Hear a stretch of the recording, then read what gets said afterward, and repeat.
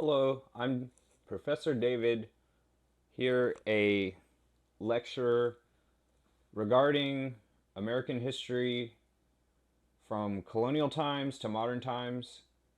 And here I'm using like a simulator to explain what this what we what America is from the very beginning uh, up to modern times. And so here, a most recent simulation um, in the year 1924 and 1925, when the rebels um, overtook the regime of Patrona Vespucci. Here are some different dynasties. I'm just looking at the bottom right where it says what year. That around 1915. So here one from 2016. It says the year 2016 in modern times. Um, this is from March. The game itself is from March, but it's a simulation of the year 2016. And if I had to say in one sentence, what is America? America is a university centered society. And so to understand what university means, um, the word uh, universe is what it sounds most like. And so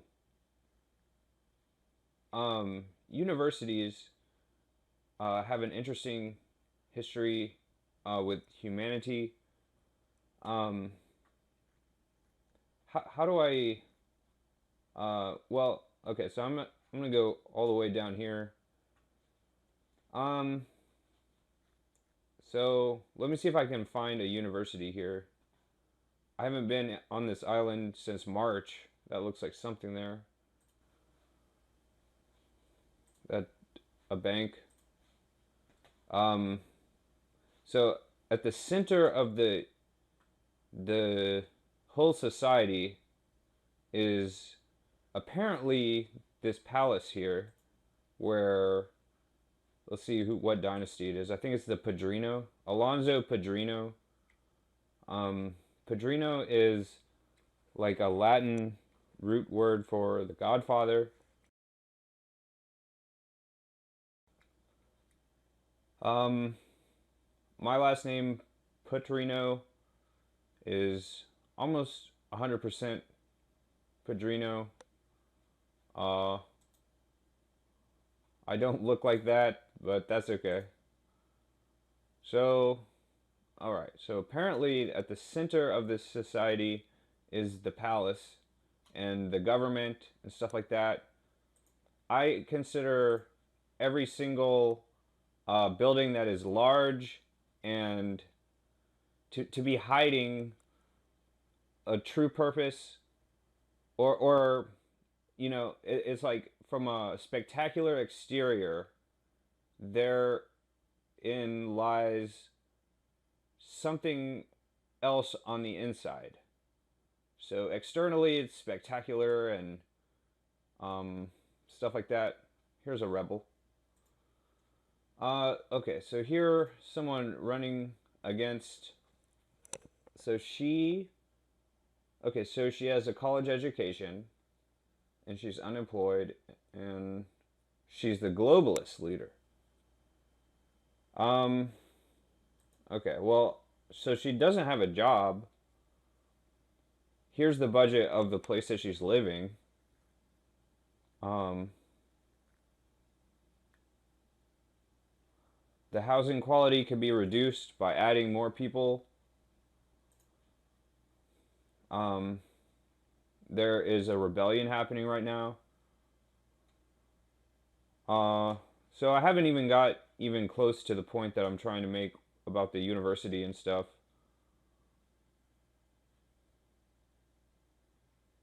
See what's going on over here with the rebels. They're attacking the palace, it looks like.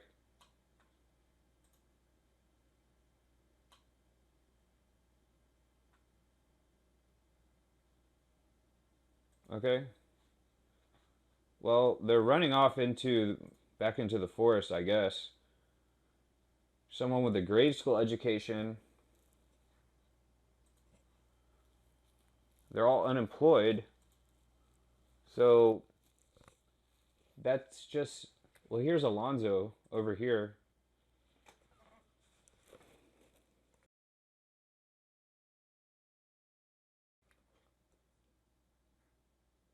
So they're all unemployed. That's not good. How many other people are unemployed here? So apparently it's just nothing. There's nothing left to research. So that's sort of in this modern times. There's not a lot left to be. It's sort of like trying to be an engineer in the modern era when all of these things have been invented over centuries. And to try to, for an engineer to be educated at a college, technical college, any type of college or university, to create something that's better than this stuff. Um, Someone like Thomas Edison and his all his inventions, or just inventors, and I don't know what's the difference between an inventor and an engineer, but um, that kind of thing can't be taught. It's sort of just like sitting around thinking about better ways of, you know, thinking outside the box type thing. Um, here's the beginning of inventions like inventing the wheel, all the way up to these things that we have in modern times. There's really just nothing really left to be invented. Um, so there is an abundance of people. There are just people everywhere. There's 1,300 citizens of this island, and um, oh, I guess I could check the rate of citizens. How many just people there are? Here's the population. I can't look back farther than a few years, but it's just completely. There's no change in the.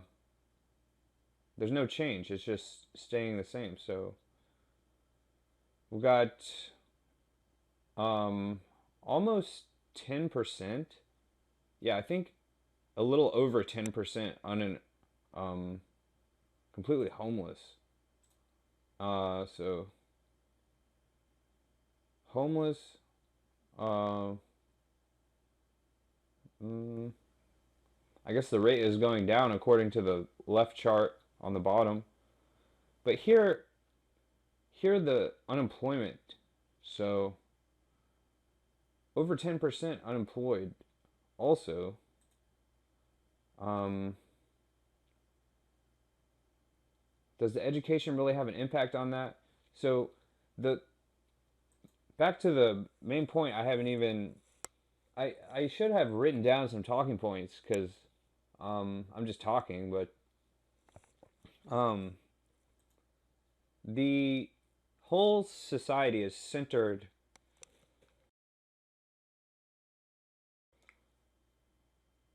The whole society is centered around universities and education. Um, and I'm I think I'm making this video because there have been some arguments that I've read online, and a lot of people are talking about stuff that has been talked about in books going back for centuries.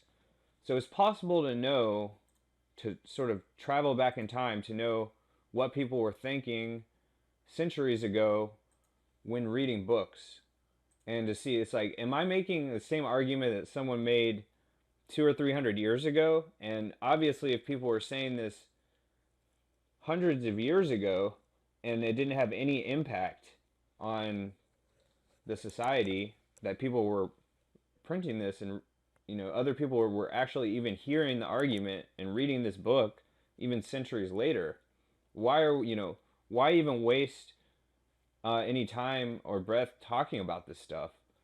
Um,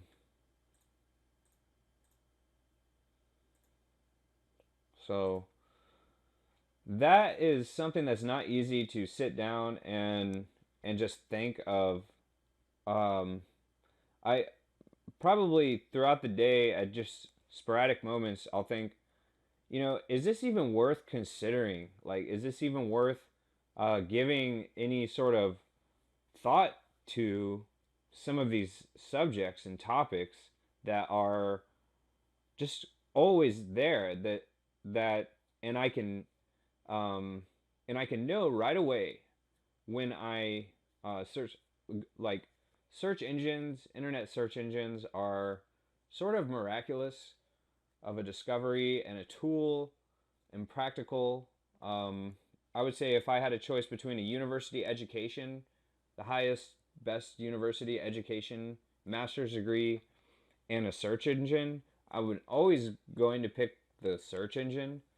Um, just as far as research goes, uh, the research part, the even better than a search engine is what Google built. Google Research, the tool to search through every single book ever printed that's been digitized, uploaded in the cloud, and then that can be searched itself.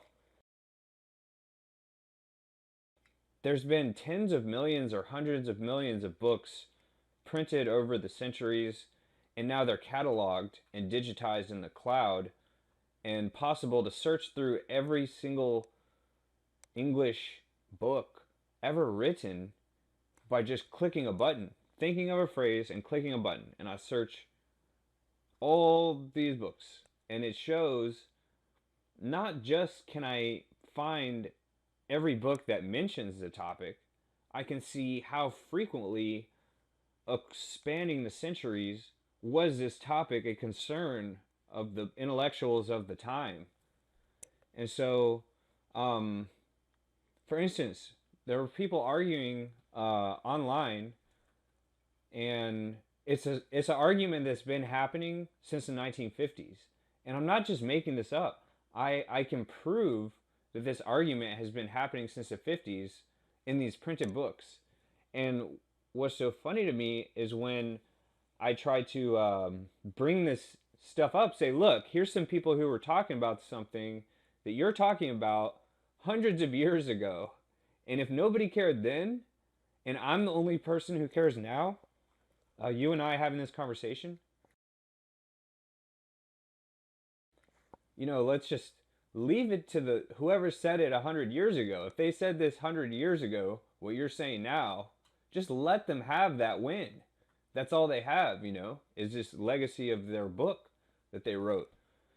Anyways, so um, it reminds me of the joke when people say that someone, like created dinosaur bones and buried them as like a prank to like prank people of or whatever. It's like, yeah, that Google research team printed these books and made them look like they were published in the 1800s, having just just in the on the off chance that I search it and try to use it for an argument. Um, so it's just something that one might run into using this, trying to use the research for arguments, but for argument's sake. Anyway, um, so I am completely off topic of whatever I'm trying to think about or talk about, but the basic premise of what I'm saying, I'm gonna go ahead, I'm gonna go ahead and build a college here. So, um, are these things really essential though? In the colonial era, when the happiness of people is this is accurate. Uh, you know, if I could look at this chart going back to the colonial times, I would see that people always have about the same happiness because over millions of years, um, humans have adapted to like certain foods and stuff like that. And there's nothing that can really change um, the taste of like really like tasty meal. That just can't be changed because over so many years and generations of um, you know things. Anyways, we have all this. We have the essentials here that I could have for these people.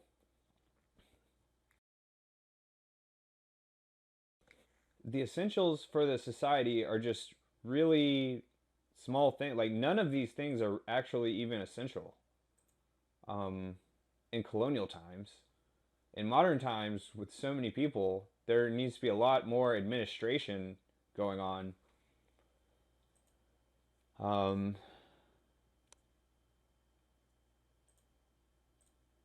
that's beside the point again. So I'm looking for just a university here. So before there were universities, there were churches and libraries. A library. Where is the library? I don't see it here. Um, okay, so I was under the impression that welfare of the people had to do with education. But see, it's research here. So as far as research goes, the Google search engine or any search engine's library and the internet's library of text,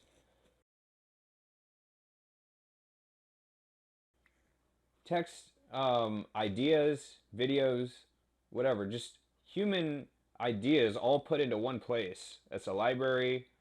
The internet is like a library, a virtual digitized in the cloud library. Um, it's a virtual lab because any scientific experiment I can imagine, I can type into YouTube and someone else has already not just thought of, had the same idea, they've already experimented it and made a video of the experiment. So it's also a lab. It's this supercomputer here. Um, so at this point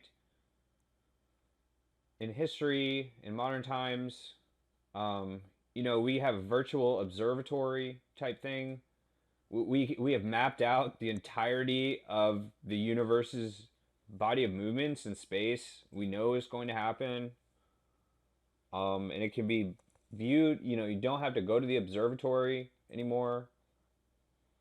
Okay, so here's a college. I'm just going to go ahead and build the college, and just I mean I'm noticing, and I just want to you know make sure I verbalize and make it more clear that it looks a lot like this palace. It has a spectacular, um, it's just a spectacular structure. It's supposed to be appealing and stuff like that. So let me see if I can find other buildings that look similar. In my opinion, these apartment towers look like temples.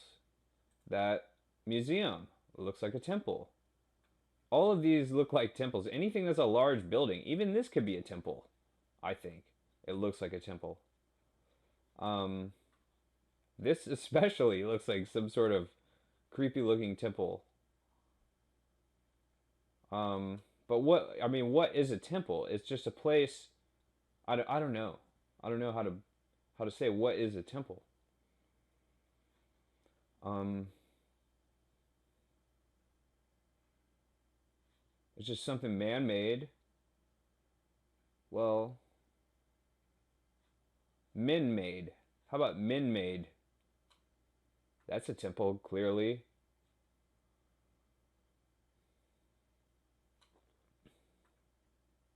Men made that. I'm looking for the ancient ruin temple.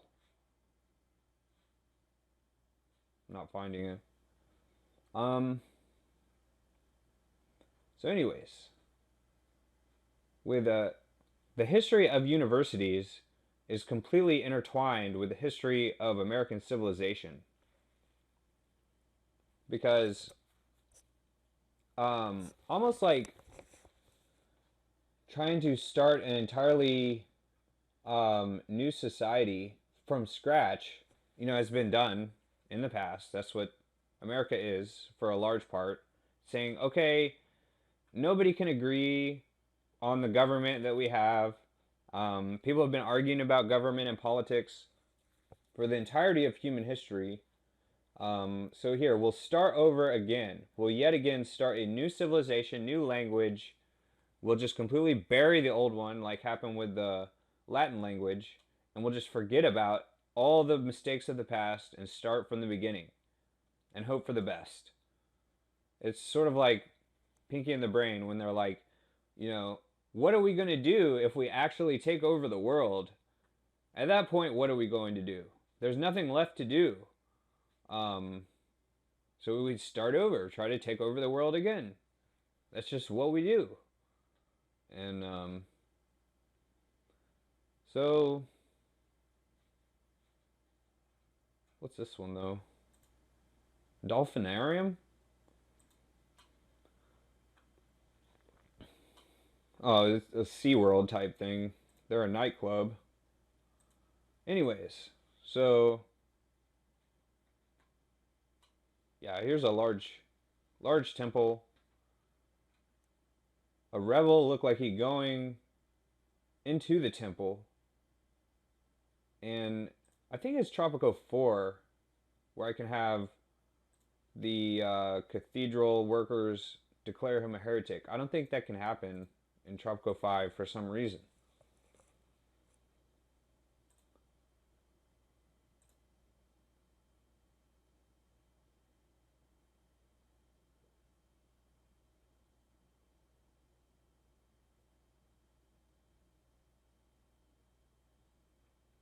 Anyway, so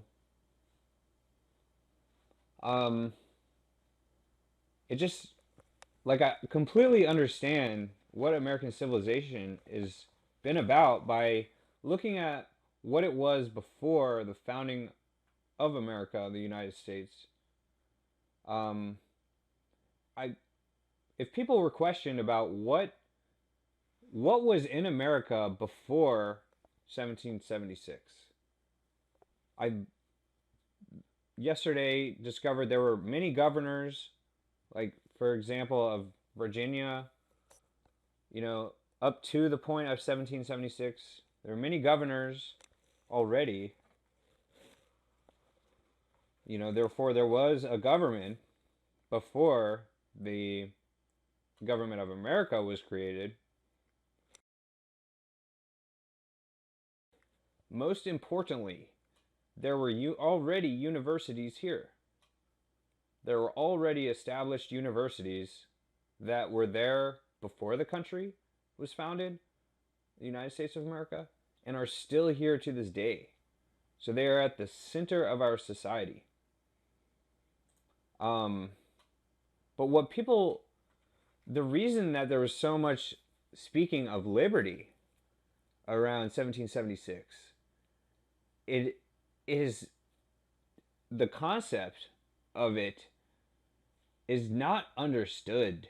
It's just completely, people don't understand how simple the concept of liberty is. For example, here's a dynasty right here of Alonzo Padrino. So if he had a son, his son is going to inherit all the hard work that Alonzo has done over this time to create this society. Hard work or not, it's, he created this society. So he's not going to just give it away to somebody else. He's going to give it to his son. How do I create a new one? I don't know if that's even possible. Yeah, it's impossible. But that's what liberty, that's the meaning of liberty, is that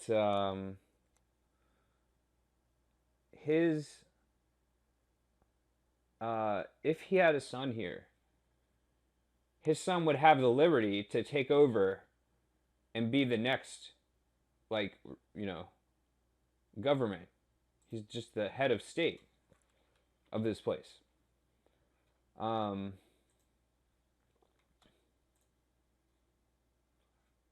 so the idea is that liberty is, what liberty means is, oh, here's a foreign spy, and he's in a parking garage attendant. Oh, no, he's attendant at the stadium. Oh, well, I don't even remember his name. That's okay.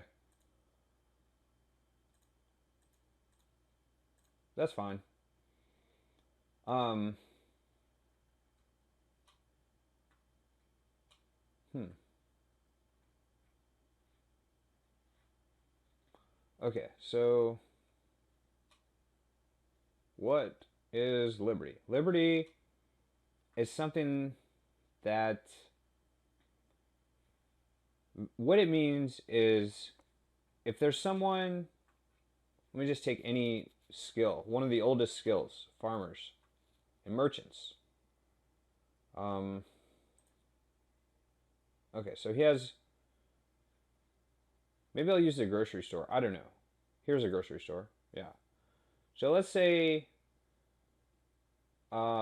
this man right here has been working. I'm gonna. He works at this grocery store. He's a merchant.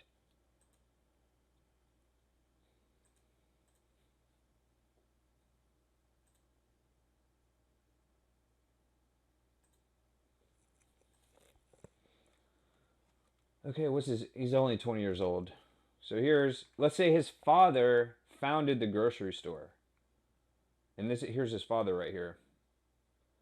Um, so his father founded the grocery store, and he's working here from age 20, and probably like maybe age 10 even. He's been going to the store.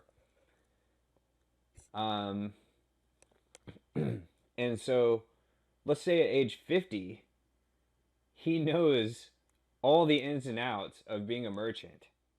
Maybe at 25, 20 to 25, he thinks he's an adult, like has a full understanding of the economics and all this other stuff regarding working as a merchant of the grocery store and selling food. But he's not going to know what he doesn't know until he's 40 or 50 years old, and then he would have the liberty to be considered like a liberated person, because he has put in all, he has the skills of the trade. Okay. Um, so that's one meaning of liberty. The other meaning of liberty is that he could be considered, um, yes, he is sort of one of the, he sells products at the grocery store, but he himself is a product of the dynasty here. Um,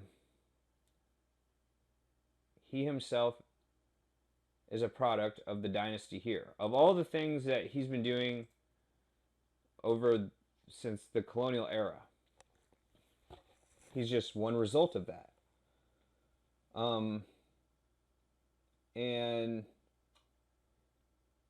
if if he wanted to, at age 20, become anything he wants to be, such as, I think there's a astronaut facility, or it might be cosmonaut, the nuclear program. He wants to be a nuclear scientist. He doesn't have the liberty to be a nuclear scientist, because the only person in his closest network and family and relatives and support group, their only skills are being merchants and selling food products. That's the only skill that he has access to. He doesn't have access to any other skill. So how he doesn't have the liberty to say, I'm angry at my father. This is a different grocery store. I'm angry at my father in his grocery store. He doesn't treat me good. I'm going to be a nuclear scientist or an astronaut at this. Here's the astronaut place. Or I don't know what that is, a TV station. He doesn't have the liberty for that. And so traditionally, the way things work in European culture is that he, just for productivity's sake, he will work at the grocery store if he wants to purchase his liberty to go study, to train, to work at the nuclear as a nuclear scientist or in the space program. He's going to have to put in the work for years. He was 20 years old right now. He's 20 years old. So he's, he's just not qualified. He's not qualified to work here. He doesn't know anyone. His dad, none of his relatives are. The only thing his dad knows is being a merchant, of a grocery merchant. Is it this one? Yeah, here he is. Here he is. Okay, so he's worked to get his get enough money to pay the the union or the group of when I say union, I don't mean like they called the union in the United States. I just mean there's different nuclear programs or whatever.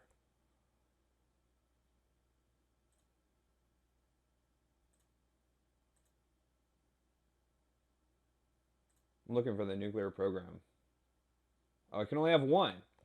So it's not going to work for this one, but if I could build another one, if I could build another nuclear program, that would be he would go to both of them, but in case because there's not both of them, it's just he would go to the people of the nuclear program and he would pay his way in. He would say, "Look, I've been working, you know, as the apprentice of my father.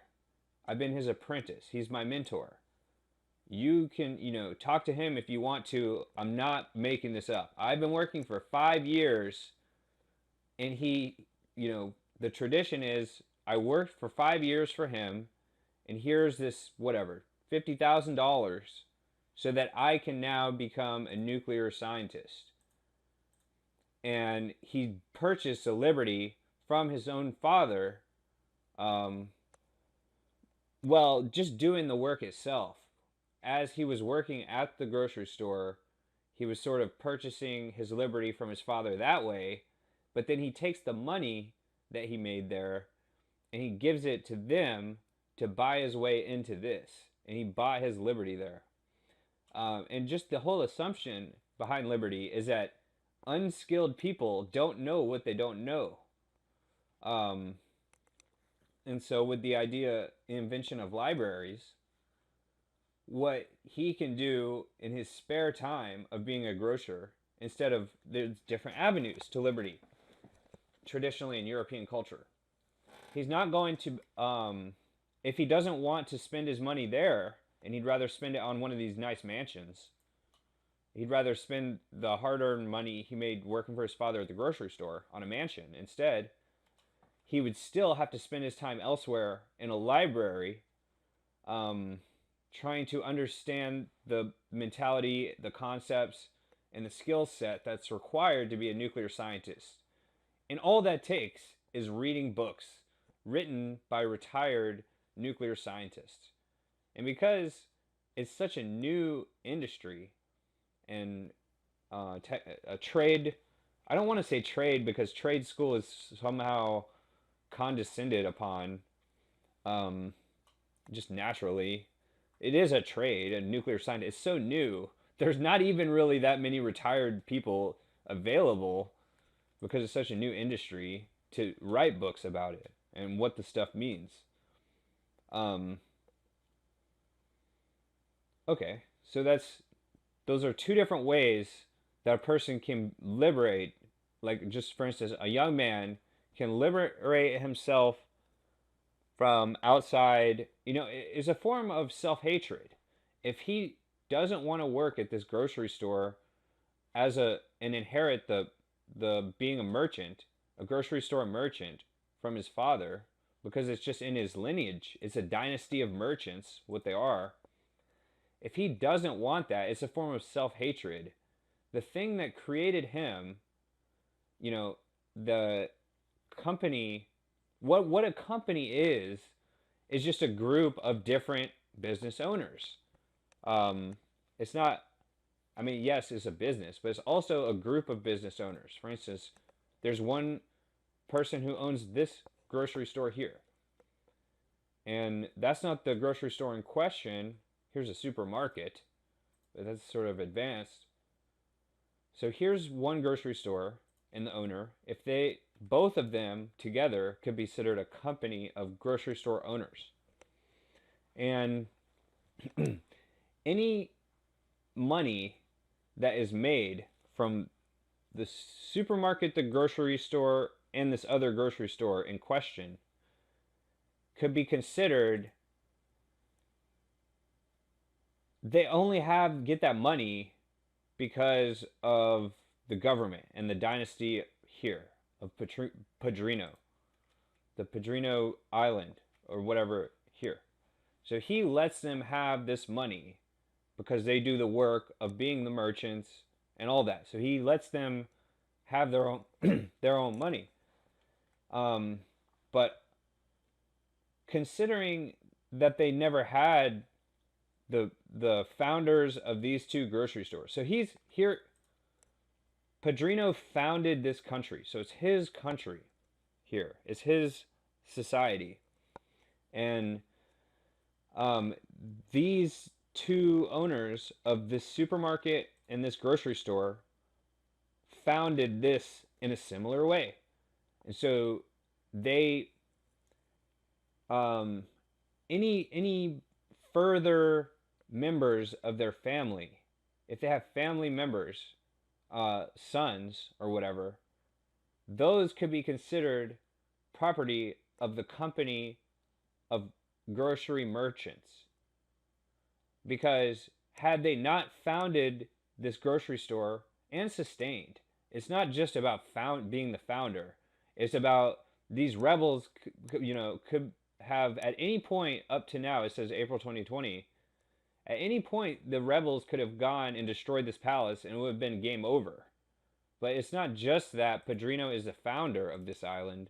He's also sustained it and kept it running. So anyways, so in the exact same vein, in a similar vein, by the same token, this union, the United Merchants Grocery Stores of Tienda, well, I'm just trying to read what it says. Tienda de Comestibles. That's what it looks like. Had they not founded these and sustained these two businesses right here. Oh, that's a parking garage. No, it is a supermarket. Yeah, it's a supermarket. Okay, had the two owners of these two businesses not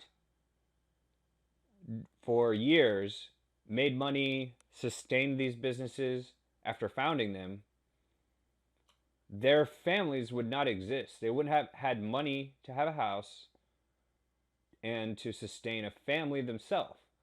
So, therefore, the owners of these two businesses and any of their family members, like their sons, for example, could be considered property. And I just said the word property. I'm not trying to speak like that, but they can be considered a product of the company. It's sort of like all these customers who go in and purchase products and all that. They, created the family here or whatever.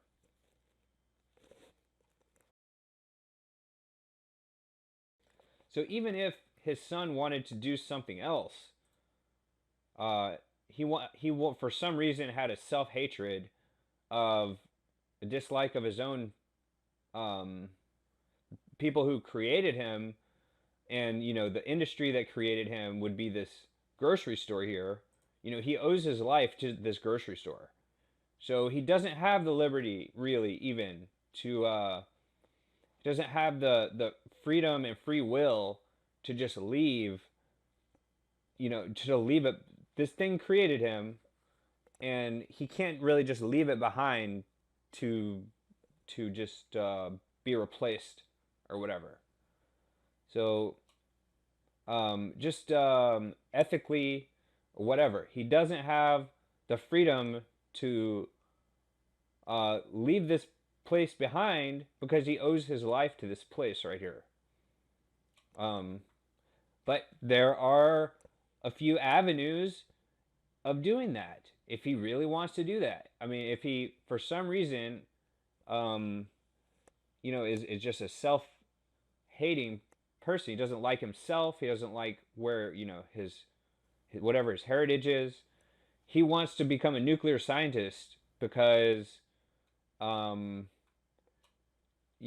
perhaps, he. I don't know why. I don't know why. Just he'd rather be known as a nuclear scientist than a merchant or a grocer. So what can he do?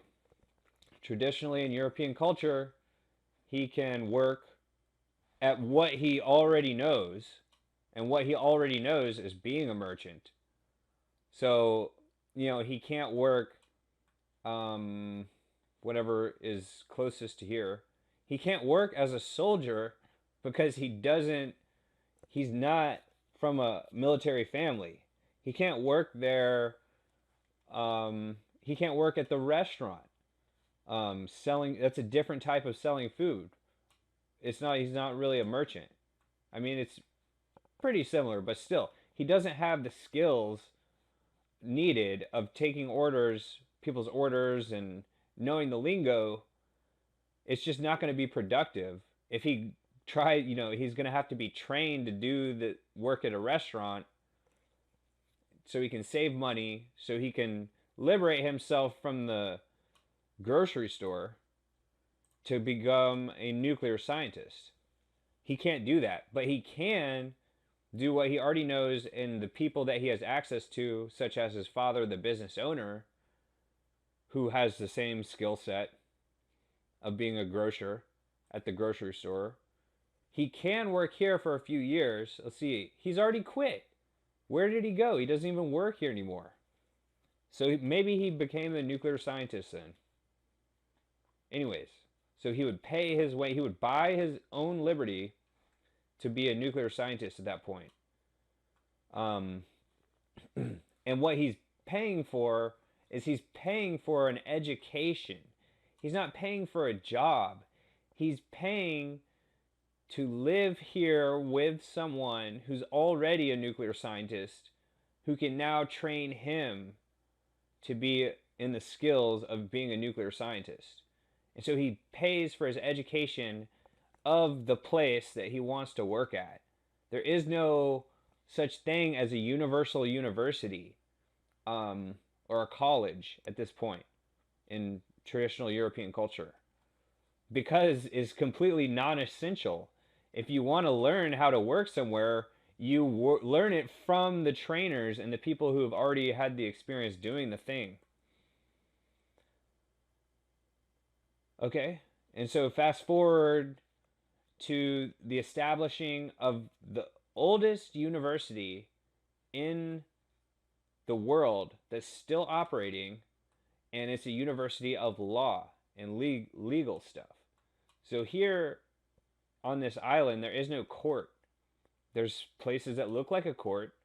Courts look like some of the nicest looking temples. Here, the palace. Maybe that's the court. I don't know. Probably, probably not. I don't know. I don't know where the court is, but there's just not one. Um, what is that? A giant laser? Maybe the nuclear scientists made this giant laser. Um,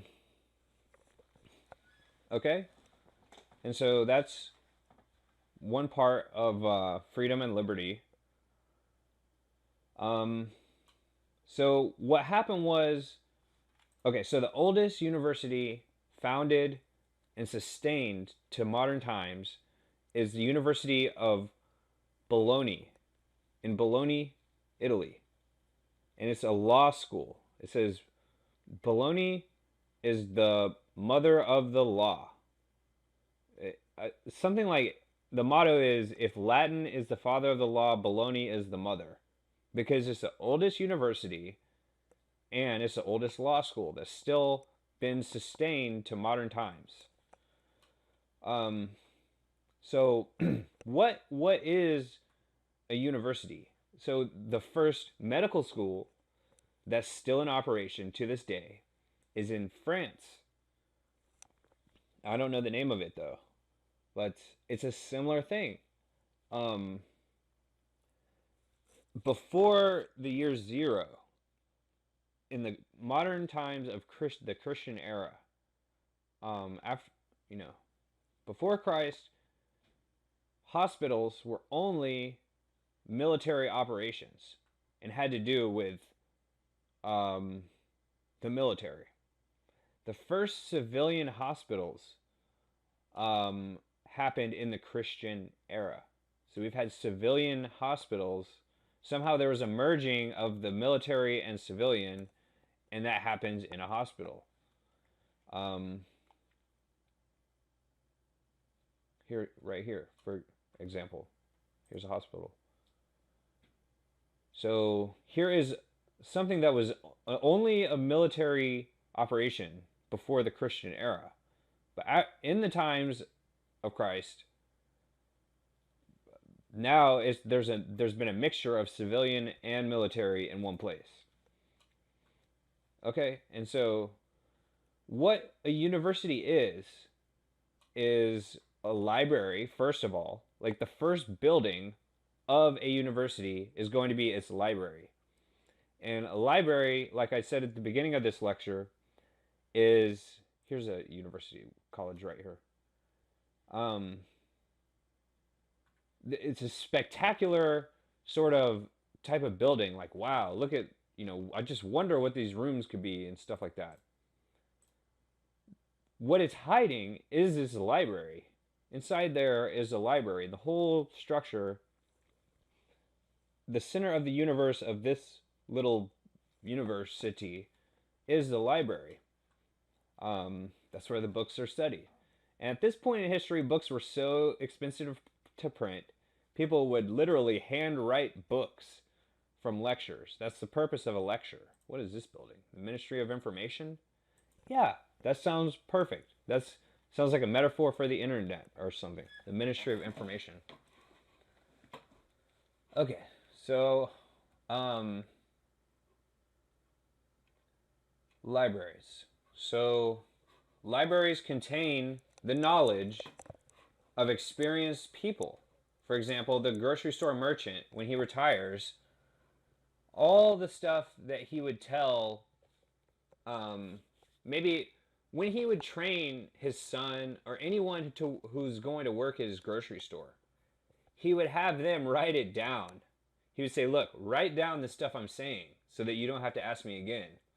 Unlike most training in modern times where it's just watch my presentation and, you're fired if I have to ask you if you don't memorize everything that I say. Even I don't even care what I'm talking about. I don't even want to be telling you this. And somehow I expect you to memorize what I'm saying. But anyways, that's just a problem I hear. It's easy to hear when people are reading from a book. And they don't even like to read. They don't even like what they're talking about. And they expect the audience to like what they're saying. So, like JFK is like a good example. I don't know why I just thought of that, of someone who he clearly liked what he was talking about. So, anyways, like he wasn't just up there He's like, I'd rather not be here or whatever. Anyways, um, so it's not so much about liking the sound of your own voice as it is just the ideas. But that's, I don't know, public speaking skills. I don't know. But anyways, so the idea is, as a skillful grocer merchant who owns this business, when he's training people to work at his store, such as in his dynasty, maybe he has a similar dynasty of grocery store merchants to this one, he's going to have them write down what he says so that he doesn't have to be asked the same question. He doesn't want to keep telling people the same stuff over and over. And then he'll say, that's my property. That's my intellectual property. You're taking notes from what I'm showing you here. This is stuff that I came up with. I founded this place. I'm the one who sustained it. I'm telling you the tricks of the trade. That's my intellectual property. You write down what I'm saying for this training and then give it to me. And he collects a library of his own speeches written by his apprentices.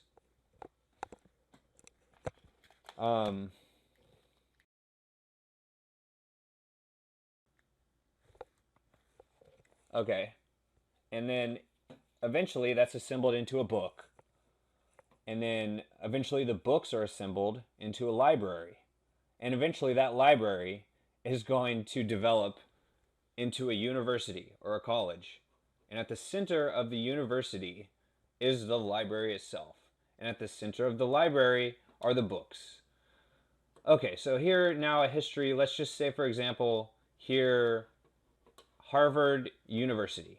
Okay, here Harvard University, founded in the 1600s, well before the Constitution and the Bill of Rights and just the founding of the United States of America. Long before that, a man named John Harvard brought his library of books to the shores of America. There was no university in America. America, it was almost like trying to start a moon colony. There's nothing here. It's like, what do we not want to bring from European culture? Why are we having so much problems in Europe that we have to go to America? We're willing to leave the entire culture, our families and relatives behind to go to America. As immigrants, what's the problem here? It's not our family and relatives and things like that. There's something else is a problem, and it's the universities. So at the center of all the problems is the universities. The reason that there are rebels here is because of the universities. Every problem.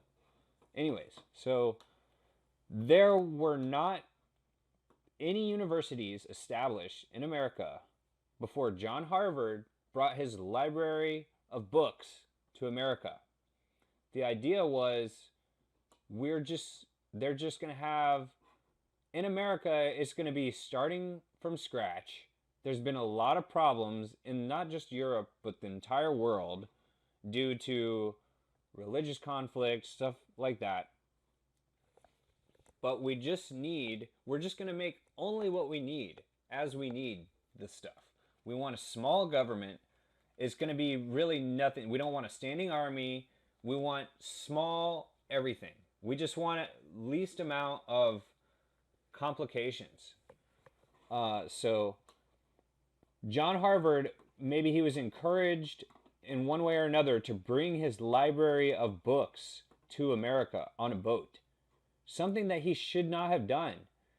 Maybe he wanted something to read on the voyage over here. And I've never been on a voyage on a wind sailing ship, but I would get pretty bored too, and I would want more than one book to read on a 3-month journey or however long it takes to go from Europe to America on a boat. But he still, if I could go back in time and save this man's life, I would have told him to throw his library of books overboard just before they reached the shore. Because there were no books in America, really, besides the Bible. That's just one book. It has everything in it. Here's an example of a mission. It, in this one book called the Bible, it's made up of many books, put into one. It's a universal book. It has history of medicine. It has proper medical care.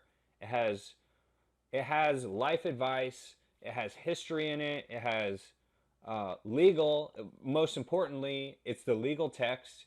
The first before there were any law schools in from founded in the 1000 AD, which is the 11th century. Before that, there was just the one book of the Bible made up of, the Old Testament, New Testament, different books, and many books inside of those books. But it's at its core, a book of legal text, medical text, anything that what's more important than those two things. Those are the reasons that universities exist, is for medical school and law school. Everything else is just details. Um, so what we have in modern times, well over half the population, I looked up yesterday, there's been 500 million US citizens since the beginning of the country. There's been 500 million US citizens. And over half of those people are one way or another involved in their occupation. They dedicated their lives to working in healthcare and childcare. That's just basically early education, not college and universities, or somehow in hospitals. Those are like the two options. Outside of that, everything else is just details. It's just non-essential or whatever. Restaurants, entertainment, stuff like that. So that's that is that. Um, okay, what else though? So John Harvard um, was he passed away in his early 20s, just after arriving to America, and the first university here was founded in his name because he was the first man. This is just my opinion here, and I'm just going from memory. I don't know.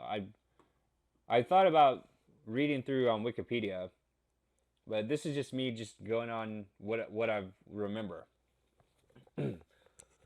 um, he was the first person to bring a library of books and sort of implying that some of these other books could ever be written better than the original of the Old and New Testament known as the Bible, as far as education goes or whatever. So he has the first university in America dedicated in his name, and using his library. That's what the university is built around. If I'm not mistaken about this, I'm pretty sure this is what happened. Um, and so the idea, he was the first person to have the idea that all these other books are better than the Bible as far as medicine and legal education goes. Um, and a lot of other people have, followed in his footsteps. Anyone who's gone to college, you know. So what the college is a tourist attraction. Here is my tourist attraction section of the island. Here's a family resort. It's just a nice hotel, whatever. Here's some cabins, a cruise ship. So what if people who are extra wealthy, what they could do, say the grocery store merchant has a son. They're not like wealthy rich. And, so there's no reason for him to send his son off to a different industry. His son's just going to take over the family business one day or whatever. But say something that makes a lot of money, like maybe this geothermal power plant. Somehow the person who founds this and creates this and sustains it, and it still exists, he's like a multi-billionaire. So what he's going to do in his dynasty is he's going to try to have his son go take over just out of almost like a boredom. He's already taken over the power industry with his geothermal plant. He is going to send his son into the nuclear power plant energy and be a nuclear scientist. So they're going to have like his dynasty is going to involve in conquering multiple sections of the power industry. So because he has all this money to do. So say this is not an English speaking island. They speak some other language. Before English was the universal language, Latin was created to be a universal language spoken around the world. You know, no closed borders, no walls. Everyone's going to speak the same language. And if everyone speaks the same language, there's going to be a united world. It's like a union of the world in globalism. There's going to be no artificial separation. That's what languages, that's why we have different languages, to keep people from even associating with each other or even knowing that the other types of people exist even. So what he's going to do is he's going to say, I'm going to send my son to be trained as a nuclear scientist, and then he's going to surprise the nuclear power plant by taking it over because he'll be so knowledgeable. He's going to get so much knowledge at this English-speaking university. Originally, there was only one university in the world, and it's the University of Bologna, around the year 1000. And it was a law school. And so maybe I should be talking about the legal profession because it was a law school, but just the idea that he would try to, whoever, this billionaire is trying to send his son to get an education and come back and surprise them with his knowledge and skills and take over this industry. One way or another, using bribes, perhaps. Like he would try to bribe government officials or something to get his son into this job here. And then, but he's not going to send him to any old education place. He's going to send him to he wants the best education in the world or whatever. And that's what the power of an English speaking degree is. So, not very long. So the earliest universities I can name are going to be the University of Bologna, oldest university still operating to this day, from the year 1000. In the 1700s is the oldest school of medicine in France. And in between those, there's going to be Oxford and Cambridge in the UK, in England. Together, those two schools are known as Oxbridge, Oxford and Cambridge. And there's an interesting history of why there's not just Oxford, why there is Oxford and Cambridge. There's an interesting history there that can be read on Wikipedia. A similar interesting history of Harvard, founded in the 1600s. That's one I forgot to mention.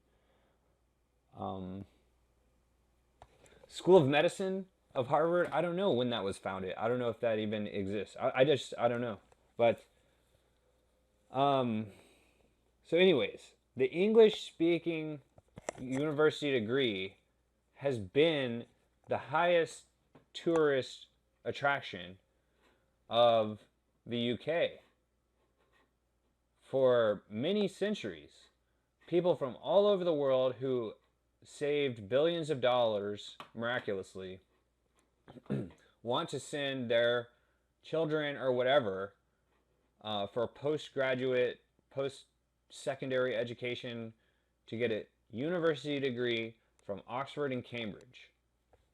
The only problem is maybe these people don't speak English. um, the first layer of preventing um, of having a closed border society is having a different language. That's going to prevent people from wanting to go there in the first place at all.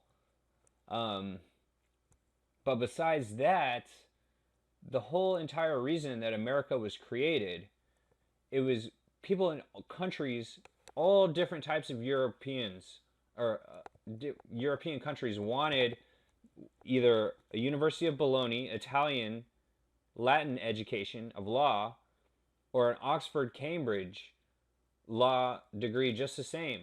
Those are the two places to go to get a university education. So, in what America was created for was to be an alternative. So here, for example, is the University of Bologna in Italy, law school, the oldest, the mother of the law, right here. You could spend your entire fortune training your son to be a lawyer at this University of Bologna, for example, or you could send him to the University of Oxford for an English speaking law degree. Or consider this to be Oxford, the highest, you know, most sought after place to get education. They don't even have space. There's not a lot of space for many students. It's a small college town. America itself is one giant college town. Um, there's like it's a safety valve of because there's so many unemployed people in modern times. What the apparent way to say like, oh no, we had too many people in our family. Now there's not enough jobs for them. The seemingly the thing to save the family from going under from all the unemployment is to have them be educated. Even though it doesn't work, it's just what people think is going to work and is an industry in itself. So what that's what America is a safety valve from over like too many people trying to get that education, the highly sought after English speaking degree of Oxford or University of Bologna in Italy, a similar thing, but is speaking Italian. And America is the alternative to that. That's why we have universities here. Um, and it's because of John Harvard, and he brought his library of books over here. He shouldn't have done that. Probably before John Harvard, other people who came here on a boat and immigrated before America was founded brought many books. And maybe they were kept in some kind of a secret vault of books and they were hidden, or maybe everyone threw them out. They were thrown out by the boat captains. Said there's no books allowed in America. He was somehow the first person allowed to bring his library here, and his library was used to found our original university known as Harvard. His name was John Harvard.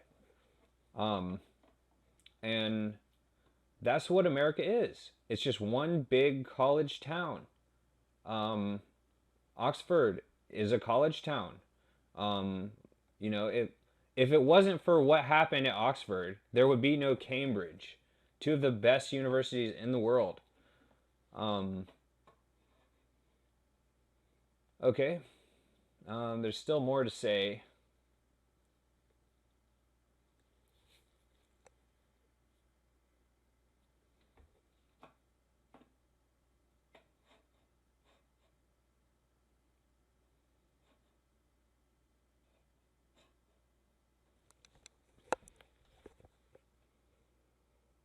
I don't know what else to say about that. I could look it up on Wikipedia. That's just what America is. America is a university. It's like a universally people from you know people from all different countries in Europe. Um, France, Spain, Italy, Mediterranean countries, Nordic countries in the north, Eastern European, they would try to have their children go to get a university degree, English speaking law degree at Oxford or Cambridge. Um, that's just, there's just way too many people who wanted that. And there wasn't enough professors. You know, it's a small little college town over there. So what they did was they created a huge, massive place called America that has universities everywhere. It's one big college town. That's what we are here.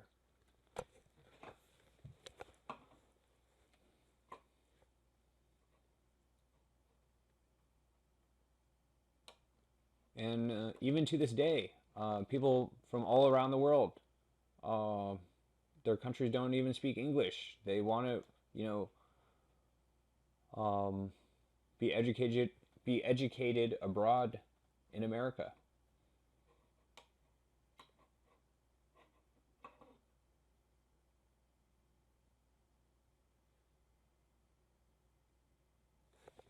Yeah, I think that I don't know. Maybe I'll do some research and then go back and try to explain that further. But um, I find it hard having any reasonable intellectual discussions because I have the Google research tool of searching through tens of millions of books in one single click and searching one phrase to see that a lot of these things that people talk about, I mean, they're just completely un I don't know, unnecessary to have even have these conversations. For example, um, it's just so easy to see through false intellectualism. Um, an argument popped up online recently about people talking about having the brain surgery in asylums, known as it was just a um, what is it called, a panic or something. Here's the asylum, and if you ask anyone from 1950 to now, people would say that, oh, they that's where the brain surgery happens, where a piece of the brain is removed in order to calm people down. I can't think of the name of it, but I searched the word, and everyone's there. There's people online saying, you know, they made this surgery illegal to remove part of the brain for whatever reason. And what people don't understand is that the implication there is that it was always accepted or something.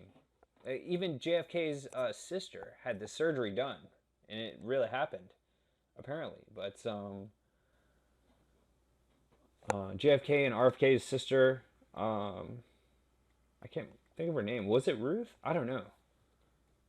But what? It starts with a B. The surgery. I keep want to say botch, but it's not botch. It's just brain. Anyways, um, by searching the link, uh, or by searching tens of millions of books for this phrase and this surgery to find out, you know, when did this start happening?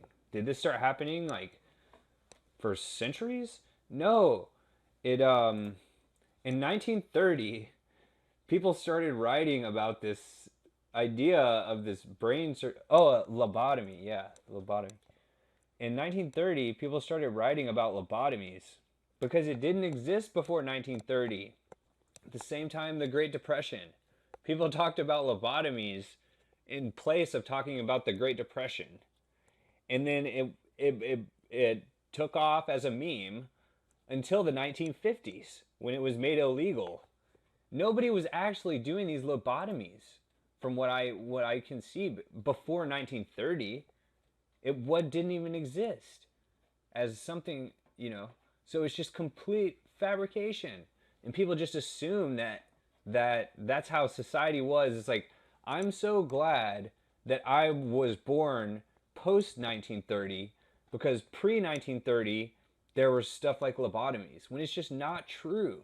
And I feel like I'm the only person in the world who knows this, because I'm one of the only persons who's probably ever searched through tens of millions of books in an instant to see that it was just a complete panic over nothing. Um, but how am I going to explain this to people? There is no group of people who like to search through this tens of millions of books of the past, as far as I know. And it's not easy to just sit down here and search through all this research of tens of millions of books. You can't just sit there and be like, what do I want to search about? I just wait to see other people bring up topics, trying with the implication that they're having original thought, but they're not having original thought, because when I type it in to search through tens of millions of books over centuries, I see that sometimes, you know, the phrase is more common, other times it's not, and definitely almost never original. These ideas that it's like, no, I'm not going to engage in some argument or conversation when it's just a complete waste of time. I'll direct you to a book that was written centuries ago. I'm not showing you like, oh, spontaneously you just had some idea that someone else had in the last few years. Here's someone who had this idea centuries ago. All right. I suppose that's the end of this stream. I'll do some more research and then figure out whatever else to talk about. All right, have a good one. Thanks for watching.